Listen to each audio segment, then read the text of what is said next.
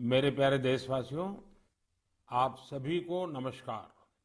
कोटि कोटि नमस्कार।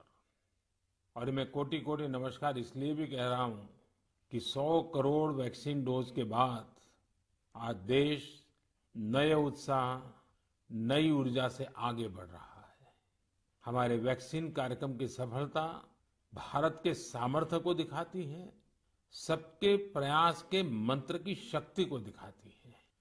साथियों, 100 करोड़ वैक्सीन डोज का आंकड़ा बहुत बड़ा जरूर है, लेकिन इससे लाखों छोटी छोटी प्रेरक और गर्व से भर देने वाली अनेक अनुभव, अनेक उदाहरण जुड़े हुए हैं। बहुत सारे लोग पत्र लिखकर मुझसे पूछ रहे हैं कि वैक्सीन की शुरुआत के साथ ही कैसे मुझे यह विश्वास हो गया था कि इस अभियान को इतनी बड़ी सफलता मिलेगी। मुझे ये दृढ़ विश्वास इसलिए था क्योंकि मैं अपने देश के लोगों की क्षमताओं से भली भांति परिचित हूँ। मैं जानता था कि हमारे हेल्थ केयर वर्कर्स देशवासियों के टीकाकरण में कोई कोर कसर नहीं छोड़ेंगे। हमारे स्वास्थ्य कर्मियों ने अपने अथक परिश्रम और संकल्प से एक नई मिसाल पेश की। उन्होंने इनोवेशन के साथ अपने दृढ़ निश्चय से मानवता की सेवा का एक नया मानदंड स्थापित किया। उनके बारे में अनगिनत उदाहरण है जो बताते हैं कि कैसे उन्होंने तमाम चुनौतियों को पार करते हुए अधिक से अधिक लोगों को सुरक्षा कवच प्रदान किया। हमने कई बार अखबारों में पढ़ा है, बाहर भी सुना है कि इस काम को करने के लिए हमारे इन लोगों ने कितनी मेहनत की है। एक से बढ़कर एक अनेक प्रेरक उदाहरण हमारे सामने है। मैं आज मन की बात के श्रोताओं को उत्तराखंड के बागेश्वर की एक ऐसी ही एक हेल्थ वर्कर पूनम नौटियाल जी से मिलवाना चाहता हूँ। साथियों, ये बागेश्वर उत्तराखंड की उस धरती से है जिस उत्तराखंड ने 100% पहला डोज लगाने का काम पूरा कर दिया है। उत्तराखंड सरकार भी इसके लिए अभिनंदन की अधिकारी है, क्योंकि बहुत दुर्गम क्षेत्र है, कठिन क्षेत्र है। वैसे ही हिमाचल ने भी ऐसी कठिनाइयों में 100% डोज का काम कर लिया है। मुझे बताया गया है कि पूनम जी ने अपने क्षेत्र के लोगों के वैक्सीनेशन के लिए दिन रात मेहनत की है। पूनम जी नमस्ते। सर प्रणाम। पूनम जी, अपने बारे में बताइए जरा देश के श्रोताओं को। सर मैं पूनम नौटियाल हूँ। सर मैं उत्तराखंड के बागेश्वर डिस्ट्रिक्ट में चामी कोराली सेंटर में कार्यरत हूँ। सर मैं एक एएनएम हूँ। पूनम जी, मेरा सौभाग्य है, मुझे बागेश्वर आने का अवसर मिला था। वो एक प्रकार से तीर्थ क्षेत्र रहा है, तो वहाँ पुरातन मंदिर वगैरह भी मैं बहुत प्रभावित हुआ था कि उस सदियों पहले कैसे लोगों ने काम किया होगा। हाँ जी सर। पूनम जी, क्या आपने अपने क्षेत्र के सभी लोगों का वैक्सीनेशन करवा लिया है? हाँ जी सर, सभी लोगों का हो चुका है। आपको किसी प्रकार की दिक्कत का भी सामना करना पड़ा क्या? हाँ जी सर। सर हम लोग जैसे बारिश होती थी वहाँ पे और रोड ब्लॉक हो जाती थी सर, नदी पार करके गए हैं सर हम लोग ना। और सर घर घर गए हैं, जैसे एनएचसीवीसी के अंतर्गत हम लोग घर घर गए हैं जो लोग सेंटर में नहीं आ सकते थे, जैसे बुजुर्ग लोग और दिव्यांग लोग, गर्भवती महिलाएं, धात्री महिलाएं, ये लोग सर। लेकिन वहां तो पहाड़ों पर घर भी बहुत दूर दूर होते हैं, जी तो एक दिन में कितना कर पाते थे आप? सर, किलोमीटर के हिसाब से 10 किलोमीटर, कभी 8 किलोमीटर। खैर, ये जो तराई में रहने वाले लोग हैं उनको ये समझ नहीं आएगा कि 8-10 किलोमीटर क्या होता है। मुझे मालूम है पहाड़ के 8-10 किलोमीटर मतलब पूरा दिन चला जाता है। हाँ जी। लेकिन एक दिन में, क्योंकि बड़ा मेहनत का काम है और वैक्सीनेशन का सारा सामान उठा करके जाना, आपके साथ कोई सहायक रहते थे कि नहीं? हाँ जी, टीम मेंबर हम लोग 5 लोग रहते सर ना। हाँ। तो उसमें डॉक्टर हो गए, फिर एएनएम हो गई, फार्मासिस्ट हो गए, आशा हो गई और डाटा एंट्री ऑपरेटर हो गए। अच्छा, वो डाटा एंट्री वहाँ कनेक्टिविटी मिल जाती थी या फिर बागेश्वर आने के बाद करते थे? सर कहीं कहीं मिल जाती है, कहीं कहीं बागेश्वर आने के बाद करते थे हम लोग। अच्छा, मुझे बताया गया है पूनम जी कि आपने आउट ऑफ द वे जाकर लोगों का टीका लगवाया। ये क्या कल्पना आई आपके मन में, विचार कैसे आया और कैसे किया आपने? हम लोगों ने पूरी टीम ने संकल्प लिया था कि हम लोग एक भी व्यक्ति छूटना नहीं चाहिए, हमारे देश से कोरोना बीमारी दूर भागनी चाहिए।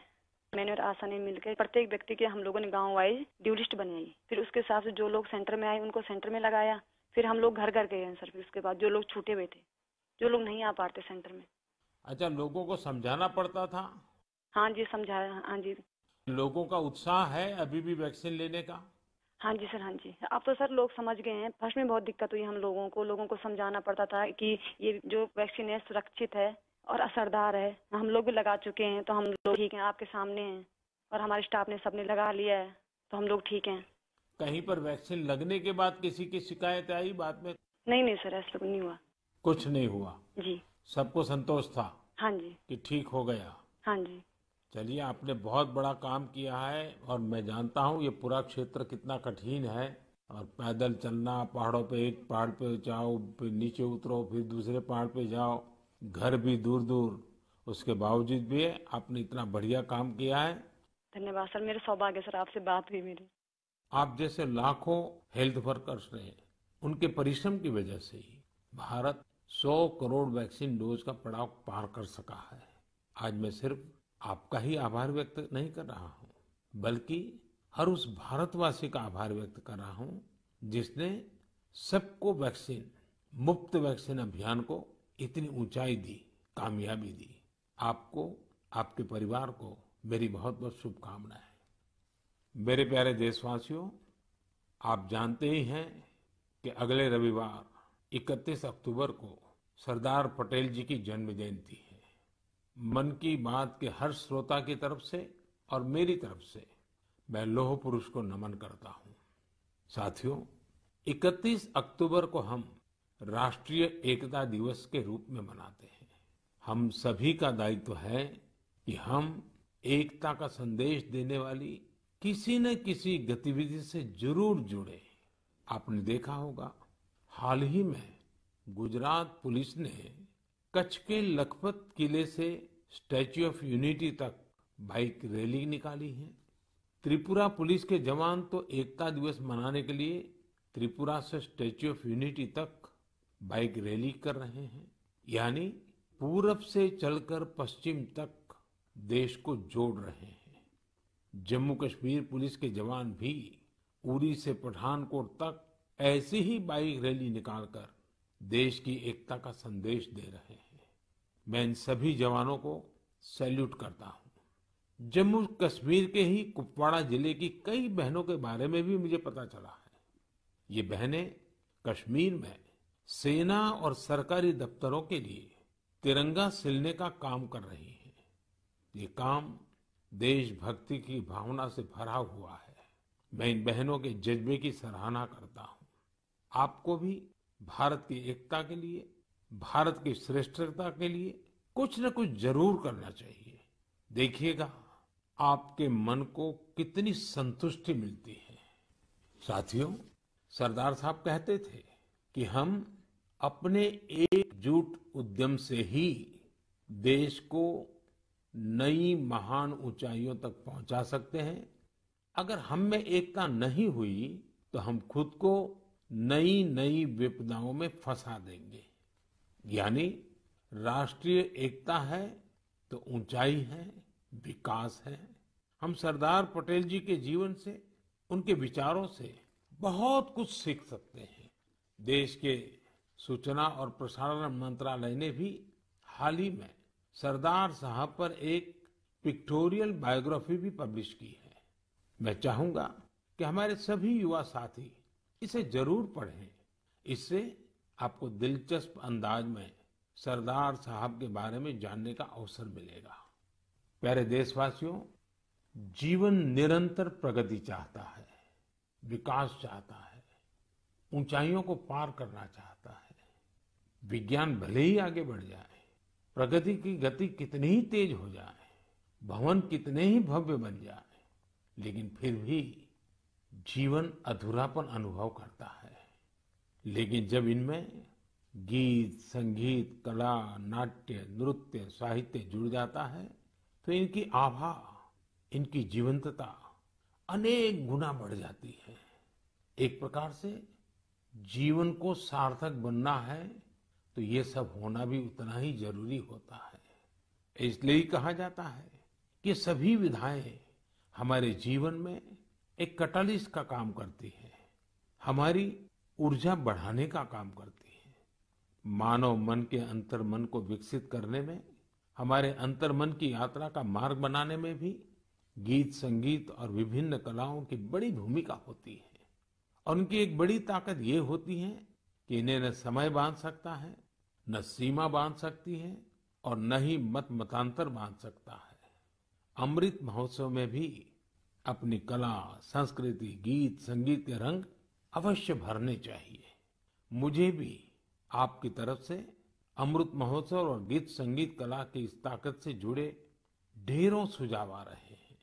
ये सुझाव मेरे लिए बहुत मूल्यवान है। मैंने इन्हें संस्कृति मंत्रालय को अध्ययन के लिए भेजा था। मुझे खुशी है कि मंत्रालय ने इतने कम समय में इन सुझावों को बड़ा गंभीरता से लिया और उस पर काम भी किया। इन्हीं में से एक सुझाव है देशभक्ति के गीतों से जुड़ी प्रतियोगिता। आजादी की लड़ाई में अलग अलग भाषा, बोली में देशभक्ति के गीतों और भजनों ने पूरे देश को एकजुट किया था।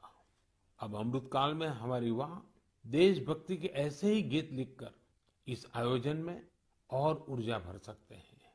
देशभक्ति के गीत मातृभाषा में हो सकते हैं, राष्ट्रभाषा में हो सकते हैं और अंग्रेजी में भी लिखे जा सकते हैं। लेकिन ये जरूरी है कि ये रचनाएं नए भारत की नई सोच वाली हो, देश की वर्तमान सफलता से प्रेरणा लेकर भविष्य के लिए देश को संकल्पित करने वाली हो।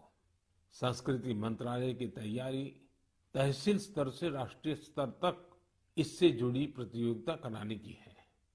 साथियों, ऐसे ही मन की बात के एक श्रोता ने सुझाव दिया है कि अमृत महोत्सव को रंगोली कला से भी जोड़ा जाना चाहिए। हमारे यहाँ रंगोली के जरिए त्योहारों में रंग भरने की परंपरा तो सदियों से है। रंगोली में देश की विविधता के दर्शन होते हैं। अलग अलग राज्यों में अलग अलग नामों से अलग अलग थीम पर रंगोली बनाई जाती है। इसलिए संस्कृति मंत्रालय इससे भी जुड़ा एक नेशनल कंपटीशन करने जा रहा है। आप कल्पना करिए, जब आजादी के आंदोलन से जुड़ी रंगोली बनेगी, लोग अपने द्वार पर, दीवार पर किसी आजादी के मतवाले का चित्र बनाएंगे, आजादी की इस घटना को रंगों से दिखाएंगे, तो अमृत महोत्सव का भी रंग और बढ़ जाएगा। साथियों, एक और विधा हमारे यहाँ लोरी की भी है। हमारे यहाँ लोरी के जरिए छोटे बच्चों को संस्कार दिए जाते हैं, संस्कृति से उनका परिचय करवाया जाता है।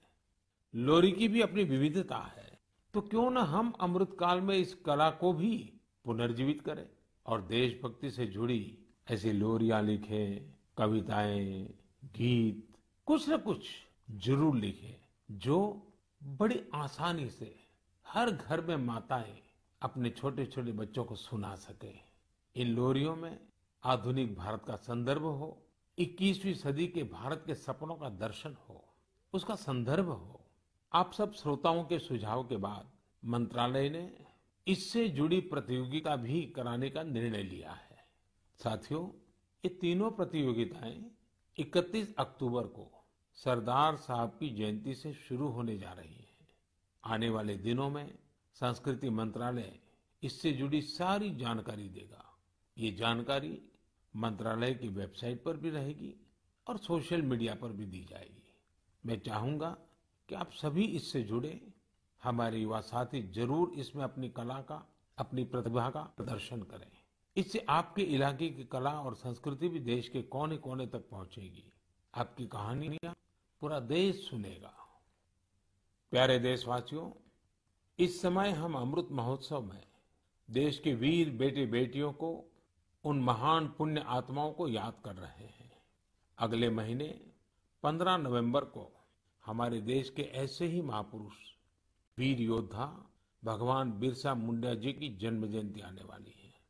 भगवान बिरसा मुंडा को धरती आबा भी कहा जाता है। क्या आप जानते हैं कि इसका अर्थ क्या होता है? इसका अर्थ है धरती पिता। भगवान बिरसा मुंडा ने जिस तरह अपनी संस्कृति, अपने जंगल, अपनी जमीन की रक्षा के लिए संघर्ष किया, वो धरती आबा ही कर सकते थे। उन्होंने हमें अपनी संस्कृति और जड़ों के प्रति गर्व करना सिखाया। विदेशी हुकूमत ने उन्हें कितनी धमकियां दी, कितना दबाव बनाया, लेकिन उन्होंने आदिवासी संस्कृति को नहीं छोड़ा। प्रकृति और पर्यावरण से अगर हमें प्रेम करना सीखना है तो उसके लिए भी धरती आबा भगवान बिरसा मुंडा हमारी बहुत बड़ी प्रेरणा है। उन्होंने विदेशी शासन के हर उस नीति का पुरजोर विरोध किया जो पर्यावरण को नुकसान पहुंचाने वाली थी। गरीब और मुसीबत से घिरे लोगों की मदद करने में भगवान बिरसा मुंडा हमेशा आगे रहे। उन्होंने सामाजिक बुराइयों को खत्म करने के लिए समाज को जागरूक भी किया। उल गुलान आंदोलन में उनके नेतृत्व को भला कौन भूल सकता है। इस आंदोलन ने अंग्रेजों को झकझोर कर रख दिया था, जिसके बाद अंग्रेजों ने भगवान बिरसा मुंडा पर बहुत बड़ा इनाम रखा था। ब्रिटिश हुकूमत ने उन्हें जेल में डाला। उन्हें इस कदर प्रताड़ित किया गया कि 25 साल से भी कम उम्र में वो हमें छोड़ गए। वो हमें छोड़कर गए, लेकिन केवल शरीर से। जनमानस में तो भगवान बिरसा मुंडा हमेशा हमेशा के लिए रचे बसे हुए हैं। लोगों के लिए उनका जीवन एक प्रेरणा शक्ति बना हुआ है। आज भी उनके साहस और वीरता से भरे लोकगीत और कहानियां भारत के मध्य इलाके में बेहद लोकप्रिय हैं। मैं धरती आबा बिरसा मुंडा को नमन करता हूं और युवाओं से आग्रह करता हूं कि उनके बारे में और पढ़ें। भारत के स्वतंत्रता संग्राम में हमारे आदिवासी समूह के विशिष्ट योगदान के बारे में आप जितना जानेंगे उतनी ही गौरव की अनुभूति होगी।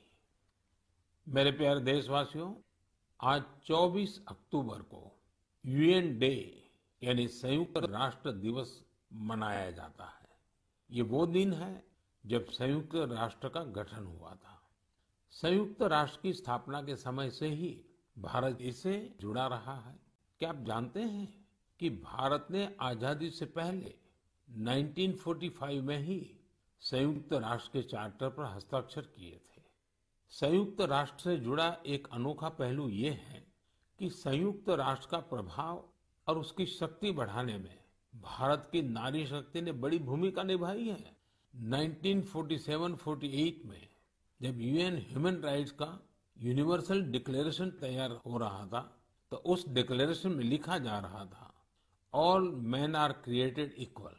लेकिन भारत के एक डेलीगेट ने इस पर आपत्ति जताई और फिर यूनिवर्सल डिक्लेरेशन में लिखा गया all human beings are created equal. ये बात जेंडर इक्वलिटी की भारत की सदियों पुरानी परंपरा के अनुरूप थी। क्या आप जानते हैं कि श्रीमती हंसा मेहता वो डेलीगेट थी जिनकी वजह से ये संभव हो पाया। उसी दौरान एक अन्य डेलीगेट श्रीमती लक्ष्मी मेनन ने जेंडर इक्वलिटी के मुद्दे पर जोरदार तरीके से अपनी बात रखी थी। यही नहीं, 1953 में श्रीमती विजया लक्ष्मी पंडित यूएन जनरल असेंबली की पहली महिला प्रेसिडेंट भी बनी थी। साथियों, हम उस भूमि के लोग हैं जो ये विश्वास करते हैं, जो ये प्रार्थना करते हैं, ओम द्यौः शांतिः, अंतरिक्षं शांतिः, पृथ्वी शांति, आपः शांति, औषधयः शांति, वनस्पतयः शांति, विश्वे देवा शांति, ब्रह्म शांति, सर्वम शांति, शांति एव शांति, सामा शांतिरेधि, ओम शांति शांति शांति। भारत ने सदैव विश्व शांति के लिए काम किया है। हमें इस बात का गर्व है कि भारत 1950 के दशक से लगातार संयुक्त राष्ट्र शांति मिशन का हिस्सा रहा है। गरीबी हटाने, क्लाइमेट चेंज और श्रमिकों से संबंधित मुद्दों के समाधान में भी भारत अग्रणी भूमिका निभा रहा है। इसके अलावा योग और आयुष को लोकप्रिय बनाने के लिए भारत WHO यानी वर्ल्ड हेल्थ ऑर्गेनाइजेशन के साथ मिलकर काम कर रहा है। मार्च 2021 में WHO ने घोषणा की थी कि भारत में पारंपरिक चिकित्सा के लिए एक ग्लोबल सेंटर स्थापित किया जाएगा। साथियों, संयुक्त राष्ट्र के बारे में बात करते हुए आज मुझे अटल जी के शब्द भी याद आ रहे हैं। 1977 में उन्होंने संयुक्त राष्ट्र को हिंदी में संबोधित कर इतिहास रच दिया था। आज मैं मन की बात के श्रोताओं को अटल जी के उस संबोधन का एक अंश सुनाना चाहता हूँ। सुनिए अटल जी की ओजस्वी आवाज। यहाँ मैं राष्ट्रों की सत्ता और महत्ता के बारे में नहीं सोच रहा हूं। आम आदमी की प्रतिष्ठा और प्रगति मेरे लिए कहीं अधिक महत्व रखती है। अंततः हमारी सफलताएं और असफलताएं केवल एक ही मापदंड से नापी जानी चाहिए कि क्या हम पूरे मानव समाज, वस्तुतः हर नर नारी और बालक के लिए न्याय और गरिमा की आश्वस्ति देने में प्रयत्नशील हैं। साथियों, अटल जी की ये बातें हमें आज भी दिशा दिखाती हैं। इस धरती को एक बेहतर और सुरक्षित प्लेनेट बनाने में भारत का योगदान विश्व भर के लिए बहुत बड़ी प्रेरणा है। मेरे प्यारे देशवासियों, अभी कुछ दिन पहले ही 21 अक्टूबर को हमने पुलिस स्मृति दिवस मनाया है। पुलिस के जिन साथियों ने देश सेवा में अपने प्राण न्योछावर किए हैं, इस दिन हम उन्हें विशेष तौर पर याद करते हैं। मैं आज अपने इन पुलिस कर्मियों के साथ ही उनके परिवारों को भी याद करना चाहूंगा। परिवार के सहयोग और त्याग के बिना पुलिस जैसी कठिन सेवा बहुत मुश्किल है। पुलिस सेवा से जुड़ी एक और बात जो मैं मन की बात के श्रोताओं को बताना चाहता हूँ। पहले धारणा बन गई थी कि सेना और पुलिस जैसी सेवा केवल पुरुषों के लिए ही होती है, लेकिन आज ऐसा नहीं है। Bureau of police research and development के आंकड़े बताते हैं कि पिछले कुछ वर्षों में महिला पुलिस कर्मियों की संख्या डबल हो गई है, दोगुनी हो गई है। 2014 में जहां इनकी संख्या 1,05,000 के करीब थी, वहीं 2020 तक इसमें 2 गुने से भी ज्यादा की बढ़ोतरी हुई है और ये संख्या अब 2,15,000 तक पहुंच गई है।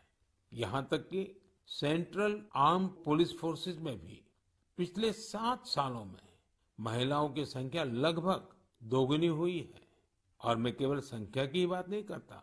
आज देश की बेटियां कठिन से कठिन ड्यूटी भी पूरी ताकत और हौसले से कर रही है। उदाहरण के लिए कई बेटियां अभी सबसे कठिन माने जाने वाली ट्रेनिंग में से एक स्पेशलाइज्ड जंगल वॉरफेयर कमांडोज की ट्रेनिंग ले रही है। ये हमारी कोबरा बटालियन का हिस्सा बनेगी। साथियों, आज हम एयरपोर्ट जाते हैं, मेट्रो स्टेशन जाते हैं या सरकारी दफ्तरों को देखते हैं। सीआईएसएफ की जांबाज महिलाएं हर संवेदनशील जगह की सुरक्षा करते दिखाई देती है। इसका सबसे सकारात्मक असर हमारे पुलिस बल के साथ साथ समाज के मनोबल पर भी पड़ रहा है। महिला सुरक्षा कर्मियों की मौजूदगी से लोगों में, विशेषकर महिलाओं में, सहज ही एक विश्वास पैदा होता है। वे उनसे स्वाभाविक रूप से खुद को जुड़ा महसूस करती हैं। महिलाओं की संवेदनशीलता की वजह से भी लोग उन पर ज्यादा भरोसा करते हैं। हमारी ये महिला पुलिसकर्मी देश की लाखों और बेटियों के लिए भी रोल मॉडल बन रही है। मैं महिला पुलिसकर्मियों से अनुरोध करना चाहूंगा कि वे स्कूलों के खुलने के बाद अपने क्षेत्रों के स्कूलों में विजिट करें, वहां बच्चियों से बात करें। मुझे विश्वास है कि बातचीत से हमारी नई पीढ़ी को एक नई दिशा मिलेगी।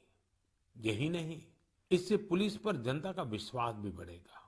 मैं आशा करता हूं कि आगे और भी ज्यादा संख्या में महिलाएं पुलिस सेवा में शामिल होगी, हमारे देश की न्यू एज पॉलिसिंग को लीड करेगी। मेरे प्यारे देशवासियों, बीते कुछ वर्षों में हमारे देश में आधुनिक टेक्नोलॉजी का इस्तेमाल जिस तेजी से बढ़ा है, उस पर अक्सर मुझे मन की बात के श्रोता अपनी बातें लिखते रहते हैं। आज मैं ऐसे ही एक विषय की चर्चा आपसे करना चाहता हूं, जो हमारे देश, विशेषकर हमारे युवाओं और छोटे छोटे बच्चों तक की कल्पनाओं में छाया हुआ है। ये विषय है ड्रोन टेक्नोलॉजी का। कुछ साल पहले तक जब कहीं ड्रोन का नाम आता था तो लोगों के मन में पहला भाव क्या आता था? सेना का, हथियारों का, युद्ध का। लेकिन आज हमारे यहाँ कोई शादी बारात या फंक्शन होता है तो हम ड्रोन से फोटो और वीडियो बनाते हुए देखते हैं। ड्रोन का दायरा, उसकी ताकत सिर्फ इतने ही नहीं है, भारत दुनिया के उन पहले देशों में से है जो ड्रोन की मदद से अपने गांव में जमीन के डिजिटल रिकॉर्ड तैयार कर रहा है। भारत ड्रोन का इस्तेमाल ट्रांसपोर्टेशन के लिए करने पर बहुत व्यापक तरीके से काम कर रहा है। चाहे गांव में खेतीबाड़ी हो या घर पर सामान की डिलीवरी हो, आपातकाल में मदद पहुंचानी हो या कानून व्यवस्था की निगरानी हो, बहुत समय नहीं है जब हम देखेंगे कि ड्रोन हमारी इन सब जरूरतों के लिए तैनात होंगे। इनमें से ज्यादातर की तो शुरुआत भी हो चुकी है। जैसे कुछ दिन पहले गुजरात के भावनगर में ड्रोन के जरिए खेतों में नैनो यूरिया का छिड़काव किया गया। कोविड वैक्सीन अभियान में भी ड्रोन्स अपनी भूमिका निभा रहे हैं। इसकी एक तस्वीर हमें मणिपुर में देखने को मिली थी, जहां एक द्वीप पर ड्रोन से वैक्सीन पहुंचाई गई। तेलंगाना भी ड्रोन से वैक्सीन डिलीवरी के लिए ट्रायल्स कर चुका है। यही नहीं, अब इंफ्रास्ट्रक्चर के कई बड़े प्रोजेक्ट्स की निगरानी के लिए भी ड्रोन का इस्तेमाल हो रहा है। मैंने एक ऐसे यंग स्टूडेंट के बारे में भी पढ़ा है जिसने अपने ड्रोन की मदद से मछुआरों का जीवन बचाने का काम किया। साथियों, पहले इस सेक्टर में इतने नियम, कानून और प्रतिबंध लगाकर रखे गए थे कि ड्रोन की असली क्षमता का इस्तेमाल भी संभव नहीं था। जिस टेक्नोलॉजी को अवसर के तौर पर देखा जाना चाहिए था, उसे संकट के तौर पर देखा गया। अगर आपको किसी भी काम के लिए ड्रोन उड़ाना है तो लाइसेंस और परमिशन का इतना झंझट होता था कि लोग ड्रोन के नाम से ही तौबा कर लेते थे। हमने तय किया कि इस माइंडसेट को बदला जाए और नए ट्रेंड्स को अपनाया जाए। इसलिए इस साल 25 अगस्त को देश एक नई ड्रोन नीति लेकर आया। ये नीति ड्रोन से जुड़े वर्तमान और भविष्य की संभावनाओं के हिसाब से बनाई गई है। इसमें अब न बहुत सारे फॉर्म्स के चक्कर में पड़ना होगा, न ही पहले जितनी फीस देनी पड़ेगी। मुझे आपको बताते हुए खुशी हो रही है कि नई ड्रोन पॉलिसी आने के बाद कई ड्रोन स्टार्टअप्स में विदेशी और देशी निवेशकों ने निवेश किया है। कई कंपनियां मैन्युफैक्चरिंग यूनिट्स भी लगा रही हैं। आर्मी, नेवी और एयरफोर्स ने भारतीय ड्रोन कंपनियों को 500 करोड़ रुपए से ज्यादा के ऑर्डर भी दिए हैं। और ये तो शुरुआत है, हमें यही नहीं रुकना है। हमें ड्रोन टेक्नोलॉजी में अग्रणी देश बनना है। इसके लिए सरकार हर संभव कदम उठा रही है। मैं देश के युवाओं से भी कहूंगा कि आप ड्रोन पॉलिसी के बाद बने अवसरों का लाभ उठाने के बारे में जरूर सोचें, आगे आएं। मेरे प्यारे देशवासियों, यूपी के मेरठ से मन की बात के एक श्रोता श्रीमती प्रभा शुक्ला ने मुझे स्वच्छता से जुड़ा एक पत्र भेजा है। उन्होंने लिखा है कि भारत में त्योहारों पर हम सभी स्वच्छता को सेलिब्रेट करते हैं। वैसे ही अगर हम स्वच्छता को हर दिन की आदत बना लें तो पूरा देश स्वच्छ हो जाएगा। मुझे प्रभा जी की बात बहुत पसंद आई। वाकई जहाँ सफाई है वहाँ स्वास्थ्य है, जहाँ स्वास्थ्य है वहाँ सामर्थ्य है, और जहाँ सामर्थ्य है वहाँ समृद्धि है। इसलिए तो देश स्वच्छ भारत अभियान पर इतना जोर दे रहा है। साथियों, मुझे रांची से सटे एक गांव सपारोम नया सराय, वहां के बारे में जानकर बहुत अच्छा लगा। इस गांव में एक तालाब हुआ करता था, लेकिन लोग इस तालाब वाली जगह को खुले में शौच के लिए इस्तेमाल करने लगे थे। स्वच्छ भारत अभियान के तहत जब सबके घर में शौचालय बन गया तो गांव वालों ने सोचा कि क्यों न गांव को स्वच्छ करने के साथ साथ सुंदर बनाया जाए। फिर क्या था, सबने मिलकर तालाब वाली जगह पर पार्क बना दिया। आज वो जगह लोगों के लिए, बच्चों के लिए एक सार्वजनिक स्थान बन गई है। इससे पूरे गांव के जीवन में बहुत बड़ा बदलाव आया है। मैं आपको छत्तीसगढ़ के देऊर गांव की महिलाओं के बारे में भी बताना चाहता हूँ। यहाँ की महिलाएं एक स्वयं सहायता समूह चलाती हैं और मिलजुल कर गांव के चौक, चौराहों, सड़कों और मंदिरों की सफाई करती हैं। साथियों, यूपी के गाजियाबाद के रामवीर तंवर जी को लोग पॉन्डमैन के नाम से जानते हैं। रामवीर जी तो मैकेनिकल इंजीनियरिंग की पढ़ाई करने के बाद नौकरी कर रहे थे, लेकिन उनके मन में स्वच्छता की ऐसी अलग जगी कि वो नौकरी छोड़कर तालाबों की सफाई में जुट गए। रामवीर जी अब तक कितने ही तालाबों की सफाई करके उन्हें पुनर्जीवित कर चुके हैं। साथियों, स्वच्छता के प्रयास तभी पूरी तरह सफल होते हैं जब हर नागरिक स्वच्छता को अपनी जिम्मेदारी समझे। अभी दीपावली पर हम सब अपनी घर की साफ सफाई में तो जुटने ही वाले हैं, लेकिन इस दौरान हमें ध्यान रखना है कि हमारे घर के साथ हमारा आस पड़ोस भी साफ रहे। ऐसा नहीं होना चाहिए कि हम अपना घर तो साफ करें, लेकिन हमारे घर की गंदगी हमारे घर के बाहर हमारी सड़कों पर पहुंच जाए। और हाँ, मैं जब स्वच्छता की बात करता हूं तब कृपा करके सिंगल यूज प्लास्टिक से मुक्ति की बात हमें कभी भी भूलना नहीं है। तो आइए हम संकल्प लें कि स्वच्छ भारत अभियान के उत्साह को कम नहीं होने देंगे। हम सब मिलकर अपने देश को पूरी तरह स्वच्छ बनाएंगे और स्वच्छ रखेंगे। मेरे प्यारे देशवासियों, अक्टूबर का पूरा महीना ही त्योहारों के रंगों में रंगा रहा है और अब से कुछ दिन बाद दिवाली तो आ ही रही है। दिवाली, उसके बाद फिर गोवर्धन पूजा, फिर भाई दूज, ये 3 त्योहार तो होंगे ही होंगे। इसी दौरान छठ पूजा भी होगी। नवंबर में ही गुरु नानक देव जी की जयंती भी है। इतने त्योहार एक साथ होते हैं तो उनकी तैयारियां भी काफी पहले से शुरू हो जाती हैं। आप सब भी अभी से खरीदारी का प्लान करने लगे होंगे, लेकिन आपको याद है ना, खरीदारी मतलब वोकल फॉर लोकल। आप लोकल खरीदेंगे तो आपका त्योहार भी रोशन होगा और किसी गरीब भाई बहन, किसी कारीगर, किसी बुनकर के घर में भी रोशनी आएगी। मुझे पूरा भरोसा है जो मुहिम हम सब ने मिलकर शुरू की है, इस बार त्योहारों में और भी मजबूत होगी। आप अपने यहाँ के जो लोकल प्रोडक्ट्स खरीदें, उनके बारे में सोशल मीडिया पर शेयर भी करें, अपने साथ के लोगों को भी बताएं। अगले महीने हम फिर मिलेंगे और फिर ऐसे ही ढेर सारे विषयों पर बात करेंगे। आप सभी का बहुत बहुत धन्यवाद। नमस्कार।